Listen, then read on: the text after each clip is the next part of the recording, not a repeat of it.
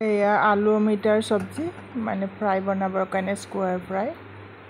এয়া খুব ধুনীয়াকৈ ধুই গোটাকৈ ধুই কাটিব লাগিব বাৰ ধুই, কাৰণ আলুত বৰ হেৰি থাকে। ৰঙা খুব ভালকৈ ধুই ল'লোঁ। অমিতাবোৰো ভালকৈ কাটি কুটি তেল গৰম দিছোঁ, তেল অকণ সৰহকৈ দিছোঁ। তাতে ভুজিয়াৰ নিচিনা বনাই শুকান ফ্ৰাই তৰকাৰী টাইপ নকৰোঁ আৰু। এয়া ভাজি আছোঁ, চাৰিটা কল ভাজি আছোঁ, কাৰণ অমিতা টাইম লাগে। অমিতাখিনি আগত আৰু ভাজি ল'ব পাৰিলে, কিন্তু একেলগে দি দিলোঁ আৰু যিটো আলু টাইম লাগিব।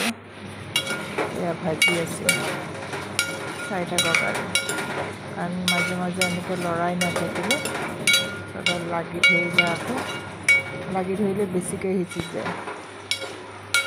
সেইকাৰণে ঢাকনো দি ৰাখিছোঁ। ঢাকন খোলাটো আৰু ভিডিঅ' কৰা নাই, ঢাকন খুলি এনেকৈ লৰাই আছোঁ। থেংক ইউ ফৰ ৱাচিং মাই ডিয়াৰ ভিউৱাৰ্ছ, বাই বাই।